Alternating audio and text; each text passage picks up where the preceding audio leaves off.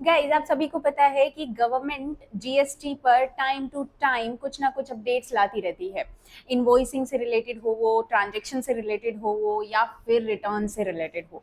अभी गवर्नमेंट ने 8 अक्टूबर को एक नई नोटिफिकेशन रिलीज की है, जिसके अंदर आरसीएम से रिलेटेड कुछ इनवॉइसिंग रिलेटेड डॉक्यूमेंट्री जारी की है, यानी कि उसमें कुछ स्टेटमेंट्स ऐड की गई हैं, जिसके अंदर आपको कुछ इनवॉइसेस पे कुछ चेंजेस करने हैं, कुछ अपडेट्स करनी है। गाइस, हम सभी दो चार्जेस पे जीएसटी पे करते हैं, फॉरवर्ड चार्ज मैकेनिज्म और रिवर्स चार्ज मैकेनिज्म। अब फॉरवर्ड चार्ज मैकेनिज्म में हम क्या करते हैं, डायरेक्ट हम गवर्नमेंट को एज ए सप्लायर जीएसटी पे करते हैं। लेकिन रिवर्स चार्ज मैकेनिज्म में क्या हो जाता है, रिवर्स हो जाता है। उसमें क्या होता है, जो रिसिपेंट है गुड्स का, वो जीएसटी पे करता है और वो सेल्फ इनवॉइस जो है वो रेज करता है गवर्नमेंट के पोर्टल पे। अब वो सेल्फ इनवॉइसिंग पहले क्या होता था, विदाउट एनी लिमिट आप कभी भी उसमें कर देते थे। जो बायर होता था वो लेजी हो जाता था और जो इनवॉइसिंग होती थी वो अपने टाइम के अकॉर्डिंग करता था। लेकिन अभी क्या कर दिया है गवर्नमेंट ने, उस पर भी लिमिट लगा दी गई है।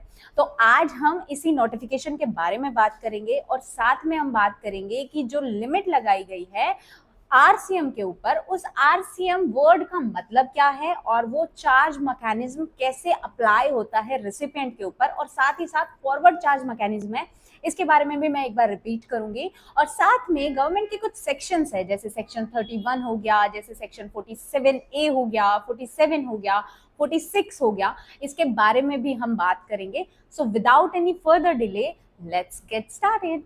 गाइस, गवर्नमेंट ने अब 1 नवंबर 2024 से आरसीएम के लिए टाइम लिमिट डिफाइन कर दी है, जैसा कि मैंने पहले बताया था। पहले हम थोड़ा सा आरसीएम के कॉन्सेप्ट पे समझ लेते हैं, उसके बाद मैं आपको इस नोटिफिकेशन के बारे में डिटेल में बताऊंगी। आरसीएम मतलब reverse charge mechanism. Guys, reverse charge mechanism generally GST के अंदर दो पर्सन इंक्लूड होते हैं। आप सभी को पता है, एक सप्लायर और एक रिसिपिएंट। सप्लायर वो जो सेल करता है और रिसिपिएंट वो जो सेल के बदले में पेमेंट करता है। अब at the time of sale क्या होता है कि सेल वैल्यू पे जीएसटी ऐड कर दी जाती है बाय सप्लायर और पेमेंट करी जाती है रिसिपिएंट के द्वारा। और सप्लायर क्या करता है, उस जो जीएसटी उसने कलेक्ट किया है उस जीएसटी को गवर्नमेंट को पे कर देता है। बट आरसीएम के केस में बायर एंड सप्लायर तो होते हैं, बट जीएसटी सप्लायर पे नहीं करता। इस केस में उल्टा हो जाता है, जीएसटी पे किया जाता है बायर यानी कि रिसिपिएंट की साइड से। अगर पेमेंट जीएसटी की सप्लायर के थ्रू की जाए तो वो कहलाता है फॉरवर्ड चार्ज, और अगर जीएसटी की पेमेंट सप्लायर के थ्रू नहीं बायर के थ्रू की जाए तो वो कहलाता है रिवर्स चार्ज मैकेनिज्म। वैसे देखा जाए तो फॉरवर्ड चार्ज में भी बर्डन बायर के ऊपर ही होता है और आरसीएम में भी बायर ही जीएसटी पे करता है, बट द डिफरेंस इज कि फॉरवर्ड चार्ज के केस में सप्लायर जीएसटी पे करता है गवर्नमेंट को और रिवर्स चार्ज के केस में बायर पे करता है जीएसटी। अब देखिए, मान लेते हैं एक रजिस्टर्ड पर्सन है जो एक परचेज से करता है और एक परचेज अनरजिस्टर्ड पर्सन से करता है। तो जो अनरजिस्टर्ड पर्सन के थ्रू परचेज की गई है वो आरसीएम के अंडर कवर की जाएगी। अब ये रिसिपिएंट जब सप्लाई लेता है रजिस्टर्ड पर्सन से तो उसे इनवॉइस दिया जाएगा सप्लायर की तरफ से, बट जब सप्लाई अनरजिस्टर्ड पर्सन से ली जाएगी तो जो बायर होता है वो सेल्फ इनवॉइस बनाता है, जिसके अंदर वो डिटेल देगा गुड्स की और साथ में वो जितनी जीएसटी पे करनी है उसको वो जीएसटी दिखाएगा। अब इसकी एक टाइम लिमिट पहले नहीं थी। पहले क्या होता था, आरसीएम का जो पर्सन है वो अपने अकॉर्डिंग जो सप्लाई हुई है परचेज हुई है वो अपने अकॉर्डिंग पोर्टल पे अपलोड करता था। लेकिन अभी क्या कर दिया गया है, इसमें टाइम लिमिट लगा दी गई है और न्यू रूल्स के साथ साथ न्यू फॉर्म्स भी आ गए हैं इस नोटिफिकेशन में, जैसे कि 128A सेक्शन और 164 फॉर्म। इसके बारे में हम बाद में डिटेल से बात करेंगे। अभी हम जो नोटिफिकेशन के बारे में बात कर रहे हैं उस नोटिफिकेशन का नंबर है 20/2024 सेंट्रल टैक्स जो कि 8 ऑफ अक्टूबर को रिलीज की गई है, इसमें न्यू जो रूल है वो इंसर्ट किया गया है।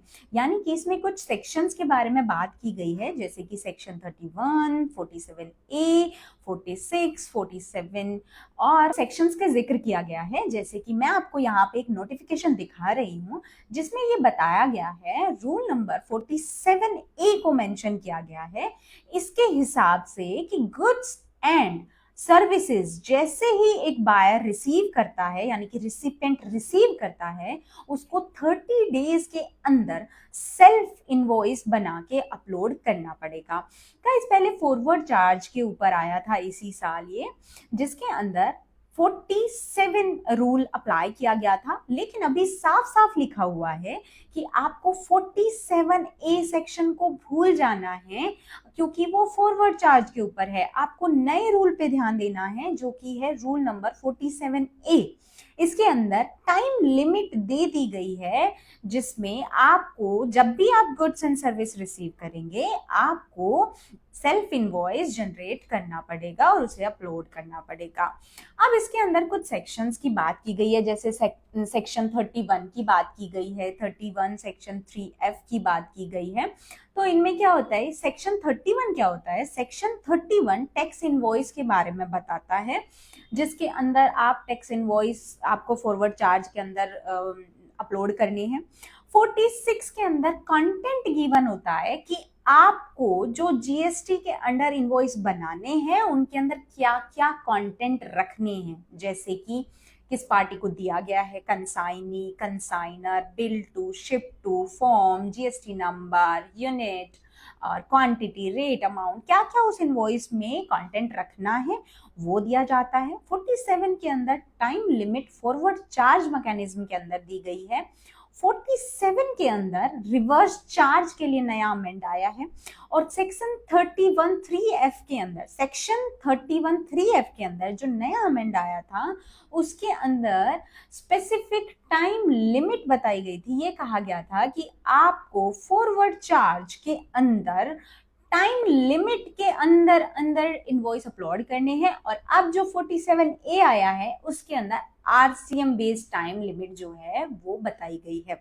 सो गाइस अब जल्दी जल्दी अपने जो भी आप अक्टूबर के जो भी इनवॉइस बनाएंगे उनमें आप 30 डेज का आपके पास टाइम लिमिट रहेगा। जो पहले के हैं उनको आप उनका टाइम रहेगा आपके पास अपलोड करने का, लेकिन अब से जो बनाएंगे उनको विद इन 30 डेज आपको सेल्फ इनवॉइसिंग उनकी करनी पड़ेगी और उनको अपलोड करना पड़ेगा।